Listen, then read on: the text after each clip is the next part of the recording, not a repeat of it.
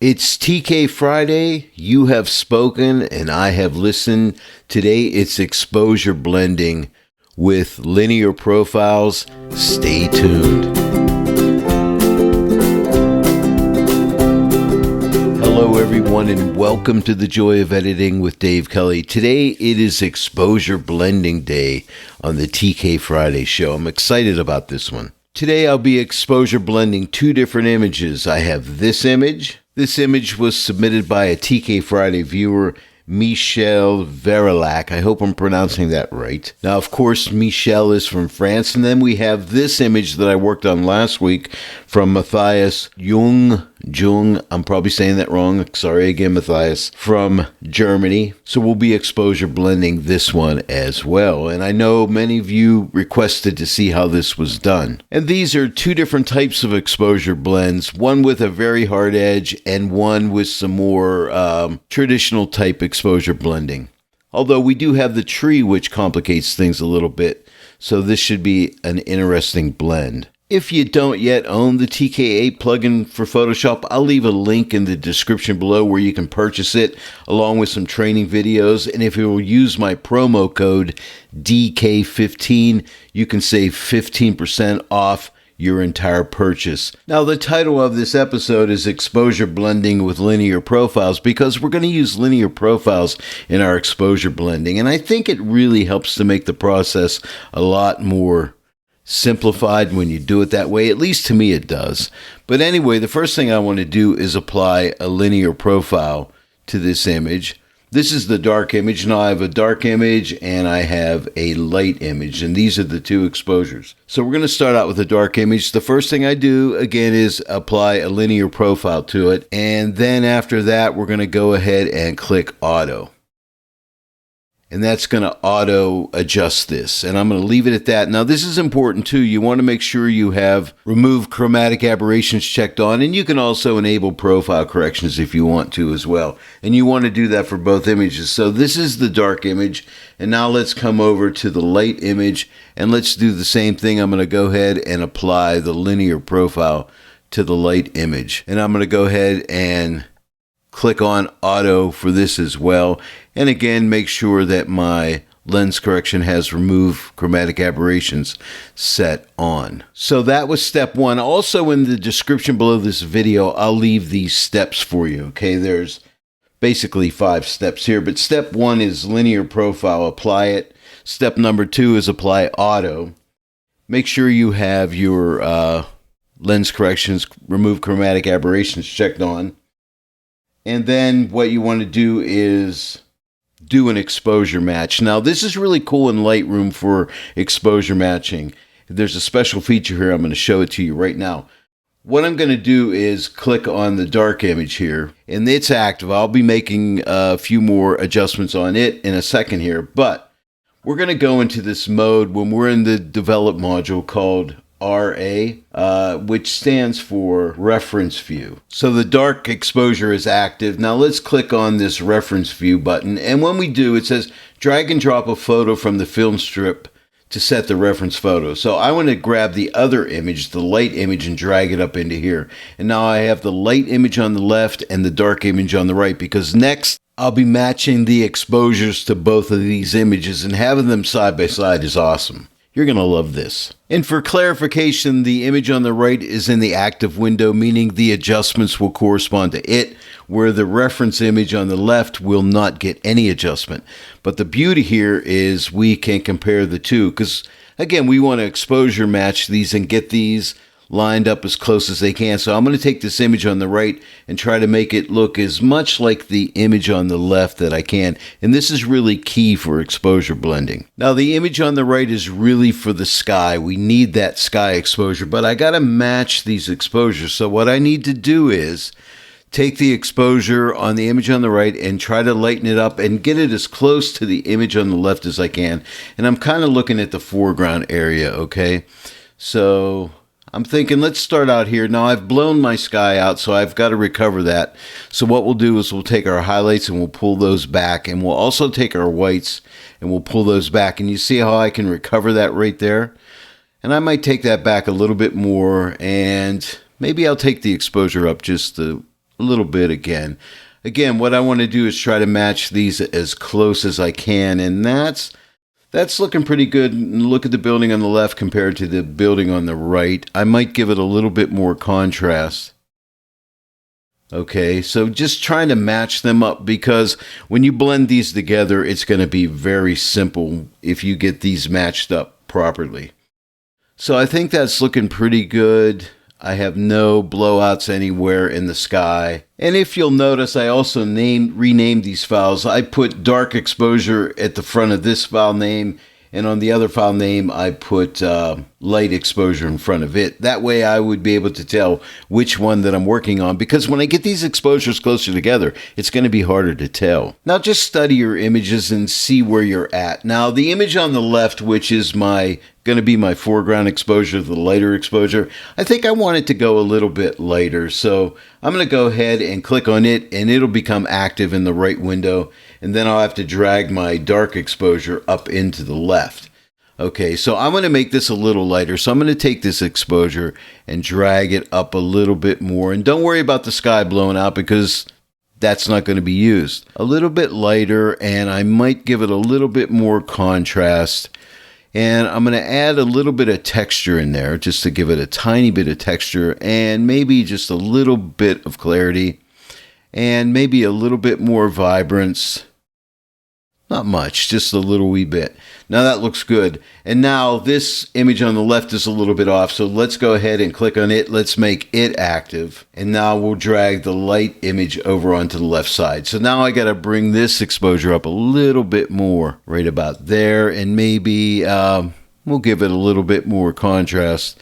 Doesn't really matter, because I'll only be using the sky on this one anyway.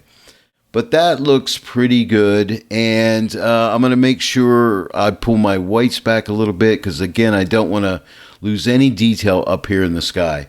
But I think it's looking pretty balanced. Maybe I'll open up the shadows just a bit more, and maybe just a smidge more contrast.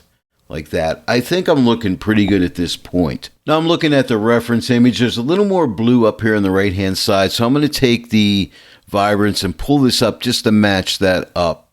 And I think right about there gets that looking better. And I think at this point, we're ready to send this into Photoshop. Now what we need to do is select both of these images. So the image on the left, which is the dark exposure selected, I'm going to Command or Control click the right image, and then I'm going to right click and go to Edit In, and we want to edit in Photoshop as Smart Objects. Okay, so open as Smart Objects in Photoshop, give that a click, and that'll send us into Photoshop. And now we're in Photoshop, and you can see right now I have the light exposure active, and if I click on the dark exposure, you can see it's active. Now there's a really cool feature in the TK8 plugin for Photoshop found in the CX or Combo panel, and that is found under your actions. So click on your actions, and under blend, see where it says stack, click this, and it'll stack those two layers together. And right now you'll notice I have my light exposure on the top, my dark exposure on the bottom, but what I like to do is put the dark exposure on the top. So I'm just going to click this and drag it up above. Now, by the way, when you use that stack feature, if you have other images opened up in Photoshop, it's going to stack all those images together. So you want to make sure that you only have the images that you want to work with to be stacked together. So that's important. Now the next step is we have to make sure these images are aligned. Now if I come up here to edit, and you'll notice auto align is grayed out. Auto align doesn't work with smart objects. So we have to do this manually, but it's really simple. Let's go ahead and zoom into these buildings so we can really see what we're doing here for the alignment, okay? And then what I want you to do is come up to the dark layer and take the opacity and drag it back to like 50%. And you can see the alignment is off. Can you see that? And what you're going to use is your left and right up and down arrow keys to nudge this into position. So I'm going to go ahead and take my left arrow key, and you got to have the move tool on, by the way, when you're doing this. And to get the move tool, type V on your keyboard to get your move tool. And I'm going to nudge this to the left. You see that? Just till it touches. And then I need to come down a little bit like that. And now I have my image aligned. And then we could go ahead and look around the image and make sure it looks like it's aligned everywhere. And it does. It looks really good. So just examine it and make sure everything is good. But that's how easy it is to align. And then we can go ahead and click this icon and go back to full screen. I'm just going to hit the negative and go back one step. But that's the first step. Very important. Because if you don't have these images aligned, you're not going to be happy. The next step is, and it's very important, remember we turned the opacity down to 50%. Don't forget this because I do it all the time. Take this opacity and drag it the whole way back up to 100%.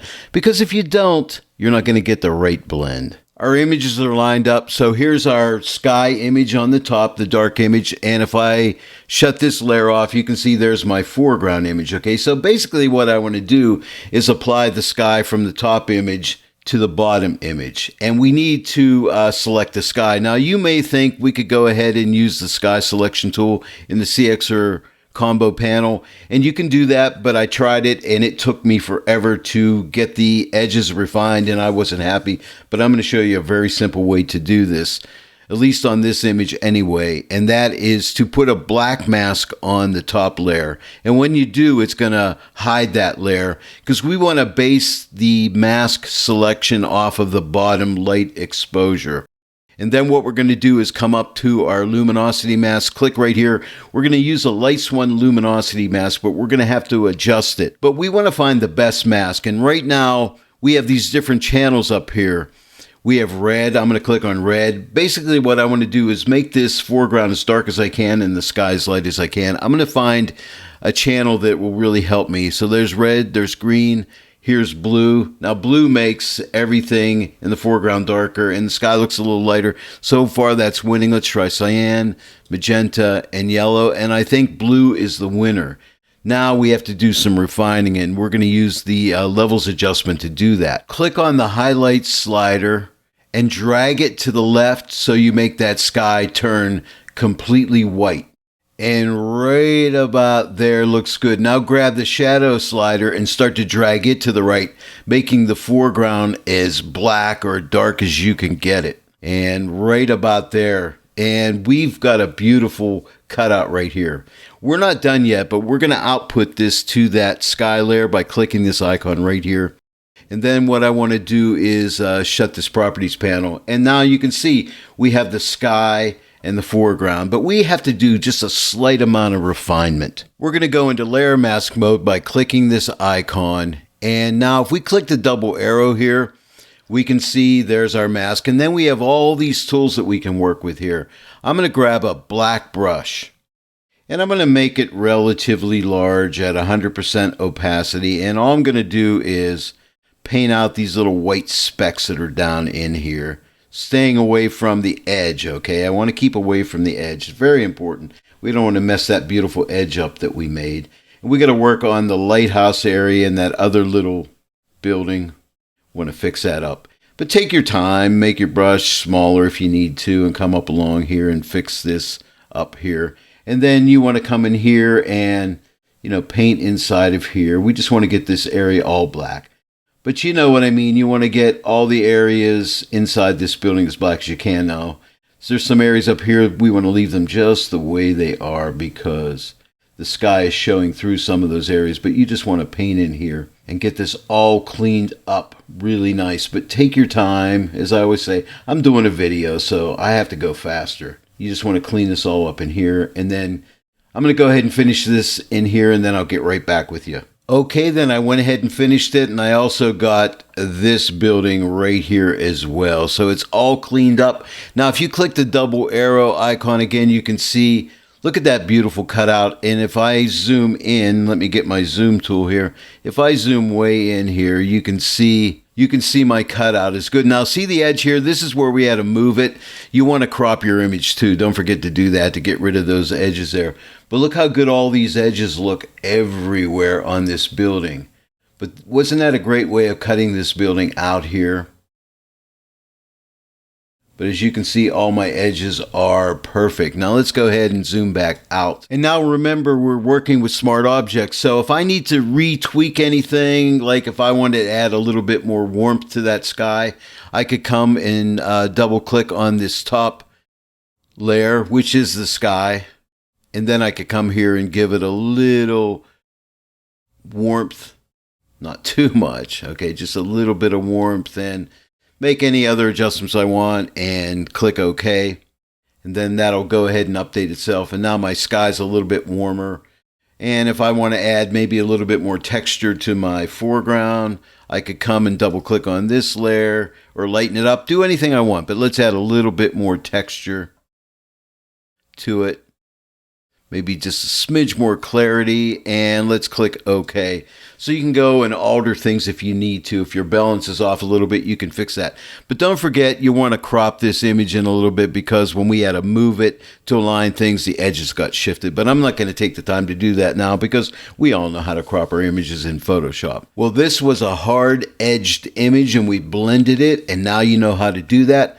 Now let's move on to the second and final image. And now we're moving on to our second image. This is the one I worked on last week. Now here's the dark exposure, which we'll use for the sky, and here is the light exposure, which we'll use for the foreground. Now don't forget to check on remove chromatic aberrations on both images. I'm going to come up here to basic and grab the linear profile. And by the way, if you don't see it in this drop-down list, go over here to the 4 squares, click on here, and you're going to find it in here. If you favored a profile, it'll end up showing in this drop-down list, by the way. That's just a little tip for you. When you go to download these images from my Dropbox, I'll also include the linear profiles in the Dropbox for you as well. Well, there's our linear profile. Let's just click Auto. And now let's click on the dark image. And let's install the linear profile, and let's click Auto. And now let's go ahead and go into our reference mode by clicking right here, and let's drag our light image over here. And now we want to try to get the darker image as closely matched to the lighter image as possible. Now I'm mainly looking at this transition zone right here at the horizon, so let me go ahead and open up the exposure and try to get that as close as I can. And maybe right about there. Now I have to recover the sky. So let's take our highlights and pull that back the whole way. And now let's work with our whites. Let's pull our white point back and recover as much of that as we can. And I think right about there is good. I may pull back on this exposure just a little bit. I think I'll warm up the exposure a little bit as well. Not much, but a little bit. And also, let's give it a little bit more vibrance. And that looks good. And now let's go over to the lighter exposure. And then we'll drag the darker exposure to the left side now. And now we'll try to match these up. I think I'll go ahead and warm up this exposure a little bit to match it to the left. And I'm going to go with a little extra texture, because this is going to be the foreground mainly. So a little extra texture and a little extra clarity, and maybe a little more vibrance here as well, just to get it as close as I can. Now the sky is blown out, but that's not a problem, because we'll be pulling this sky in here. So I think we're looking pretty good. Now I'm going to take one final look at these horizons here, and okay, this one seems a little lighter, so let me pull back on this exposure just a teeny bit. And I think I'm matched up pretty darn close. Now all we have to do is send these images into Photoshop as smart objects. The light image is selected. I'll Command or Control click on the dark image, and then I'll right click and we'll go to Edit in, Open as Smart Objects in Photoshop, and we will start blending this image. Now here we are in Photoshop, and we have the 2 separate files. Here's the light, and here is the dark. Now we have to get these together. One thing I'll say off the bat, these images are aligned, so you don't have to mess around with the aligning, but we have to stack them together. Now remember, if you have a bunch of other images on here, that's not going to be good, because they'll all stack together. So you only want to have the images that you want to stack together. Come to the TK Actions and click Stack. And just like that, they are stacked together. And it also gets rid of the extra file that you don't need, which is nice. I like to start out with my dark image up on the top. And so I'll click on the dark image and just drag it right on top of the light one. Now, if I shut this layer off, there is the foreground image, and here is the sky image. And the other thing I want to do is put a black mask on here to cover this up so we don't see it. So let's put a black mask on it. And now we're going to base our selection off the light image. I'm still in the adjust layer mask mode, so we're going to X out of here. That was from our last image. And now we're going to come up to the Luminosity Mask, click right here. And we're going to base this off of a lights one. Now let's go through the channels again and find the best separation. So let's click on red. I think it's going to be blue. What do you think? Here's green and here's blue. Yeah, blue makes the tree darker and the foreground darker and the sky lighter. Let's try cyan, magenta, and let's try yellow. So blue is the winner, and I find a lot of times blue is the winner here. Now, I'm not going to touch anything on this lights one. I'm going to leave it just the way it is. It is perfect. And all I need to do at this point is just output it to the dark layer by clicking this icon right here. And right there, it looks pretty good already, right? It looks like we have a pretty nice blend. So if I shut this layer off, you can see here's my blown out sky and I turn it on. Everything looks good, but we're not quite done yet. Let's go into the layer mask mode right here. And we're going to alter this mask a little bit. Now in the layer mask mode, you have the double arrow here. So I'm going to click on this. And when I do, we can see the mask itself. Now what I want to do is grab a white brush, and I'm going to put this, here's a little tip and a trick for you. Put this in the overlay blend mode, because when you put it in the overlay blend mode, it's going to protect your darker areas. Because what I want to do is make the top portion of the sky as light as I can. And I'm going to get myself a pretty decent sized brush here. And I'm going to make my image a little bit smaller, because I find it helps me when I have a big brush. It's just easier to run that brush along there. And I have a nice feathered edge, 100 or 0% hardness, so I have a nice feathered edge on my brush. And remember, it is a white brush. Now my opacity is set to 100%, so I'm going to come here and just drag this across here like so, and come down near the transition zone and just let that feather right like that. And I'm going to change to a black brush and paint over this tree. I'm just going to type my X key. Now I'm still in the overlay mode and paint in this tree here, okay?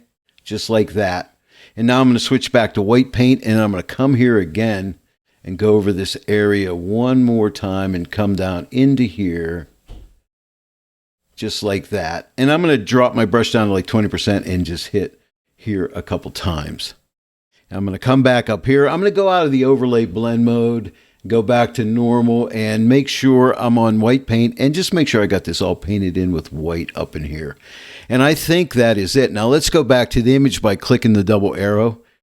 And there we go. There is our blend. Now let's zoom way into the image here so we can really take a look here. But look at our transition zone there. It is perfect. And we'll look at this tree here. Everything looks really good, you know. And remember, we had some chromatic aberration, which we had to take care of, and I showed you how to do that in the last video. But this is how I got to that point. But we're not done. Let's go back, and we're still in adjustment layer mask mode here. So let's see the mask again. Now, we want to paint the foreground black. So this time I'm going to leave it in normal and make sure I have black paint, and I do. I'm going to make the canvas a little smaller again, because I find that helps me. And I have that nice soft edge brush, and I'm at 20%. I'm going to type my 0 key and change that to 100%. And I'm just going to come in here and just keep blending up till I get to that transition line. I want to make sure I get all these rocks, okay, and just blend over like this, keeping that transition zone in this area right here, okay? Got that all painted in. Now let's take a look at our image by clicking the double arrow here.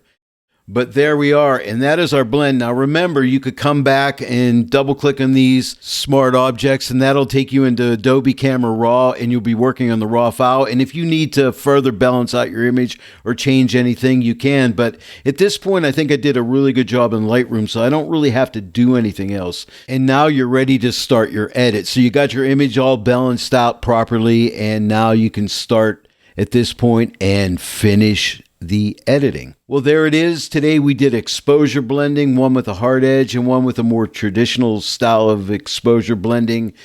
And a little twist on it, this is something a little different than what you've ever seen before because we're using linear profiles here, which I think really helps with the exposure blend. So download these images and the linear profiles and give this a try yourself. If you enjoyed the tutorial today, please give it a like and share it with your friends. And if you're not yet a subscriber to my channel, please subscribe, click that bell notification icon. Then every time I upload a new tutorial, you'll be notified about it. I want to thank each and every one of you for joining me today in the Joy of Editing with Dave Kelly. I'll see you all right here next time, but until then, happy editing.